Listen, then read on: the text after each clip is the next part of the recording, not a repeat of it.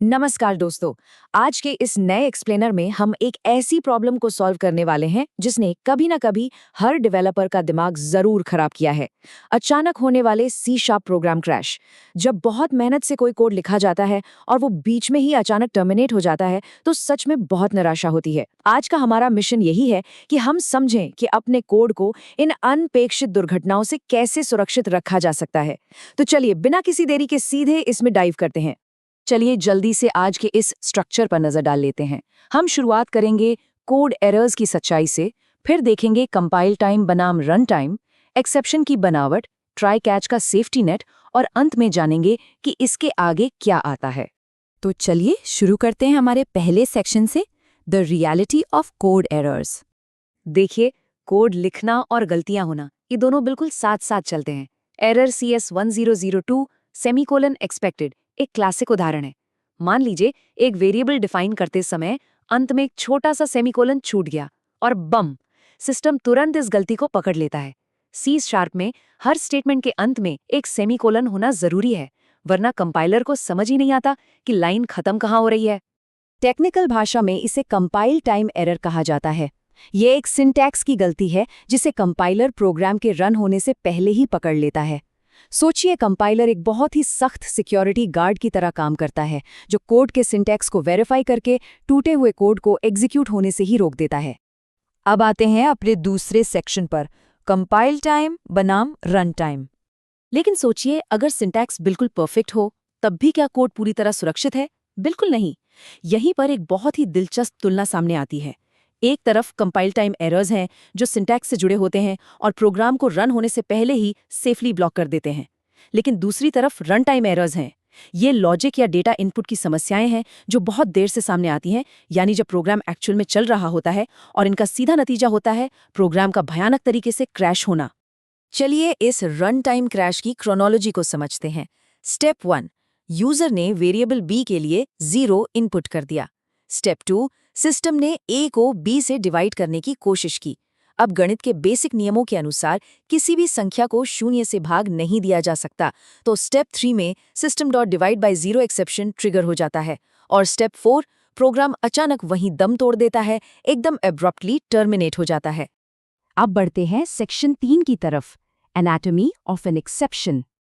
आखिर ये घटना है क्या जिसने पूरे सिस्टम को ठप कर दिया? इस कोड पर ध्यान दीजिए। एक एक्सेप्शन मूल रूप से एक रन टाइम एरर है जो प्रोग्राम एग्जीक्यूशन के दौरान नॉर्मल फ्लो को पूरी तरह डिस्टर्ब कर देता है। C# में ये सिर्फ एक आम एरर नहीं है, बल्कि ये एक्सेप्शन बेस क्लास का एक प्रॉपर ऑब्जेक्ट होता है जो रन टाइम एनवायरनमेंट द्वारा थ्रो किया जाता है। ये बेसिकली प्रोग्राम के तय किए गए रास्ते को हाईजैक कर लेता है। इसे साबित करने के लिए उसी पिछले प्रोग्राम में अगर 0 के बजाय नंबर 2 इनपुट किया गया होता तो गणित बिल्कुल सही काम करता। अगर a की वैल्यू 10 है तो 10 को 2 से डिवाइड करने पर रिजल्ट 5 आता और प्रोग्राम मजे से रन हो जाता। ये साबित करता है कि अनपेक्षित डेटा इनपुट ही इस पूरी समस्या की जड़ है और इसीलिए हमें एक सेफ्टी नेट चाहिए। ये है हमारा section 4, the try catch safety net. चूंकि बाहरी इनपुट को 100% कंट्रोल नहीं किया जा सकता, इसलिए रिस्की कोड को एक सेफ्टी नेट में लपेटना बहुत जरूरी हो जाता है। इस फ्लो को देखिए। ट्राई कैच के बिना एक अनहैंडल्ड एक्सेप्शन प्रोग्राम को सीधे टर्मिनेट कर देता है, लेकिन ट्राई कैच का इस्तेमाल करने पर वही एक्सेप्शन पकड़ लिया जाता है, उसे ग्रेसफुली हैंडल किया जाता है और प्रोग्राम बिना रुके अपना काम आगे जारी रखता है। तो चलिए देखते हैं कि ये सेफ्टी नेट कोड में कैसे बनता है। जो भी कोड थोड़ा सा भी रिस्की लगता है उसे ट्राई ब्लॉक के अंदर रख दिया जाता है। अगर इस ट्राई ब्लॉक के अंदर कोई भी धमाका होता है, यानी कोई एक्सेप्शन थ्रो होता है, तो वो बाहर फैलने की बजाय सीधे उसके बाद आने वाले कैच ब्लॉक के अंदर चला जाएगा। और इसका नतीजा क्या होता है? सिस्टम क्रैश होने के बजाय कैच ब्लॉक अपना काम करता है और स्क्रीन पर एक विनम्र सा मैसेज प्रिंट कर देता है, error attempt to divide by 0। System ठप नहीं हुआ, एग्जीक्यूशन का फ्लो ब्लॉक नहीं हुआ, बल्कि प्रोग्राम ने बड़ी समझदारी से समस्या को रिपोर्ट कर दिया। अब आते हैं अपने आखिरी हिस्से पर, section 5, what comes next. C# में एक्सेप्शन हैंडलिंग सिर्फ ट्राई और कैच तक सीमित नहीं है। यहाँ एक पूरी एक्सेप्शन हायरार्की काम करती है। एक तरह का family tree. Exception base class से अलग अलग शाखाएं निकलती हैं, जैसे कि बिल्ट इन एक्सेप्शंस जिनमें नल रेफरेंस या इंडेक्स आउट ऑफ रेंज जैसे नाम शामिल हैं।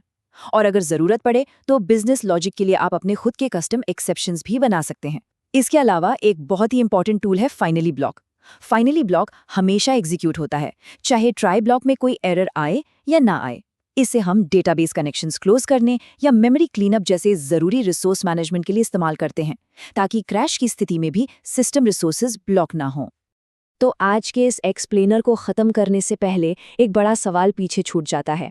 जब एक विशाल मल्टी लेयर्ड कोड बेस में अनपेक्षित एक्सेप्शंस कहीं से भी आ सकते हैं, तो डेवलपर्स सिस्टम की स्टेबिलिटी की गारंटी कैसे दे सकते हैं?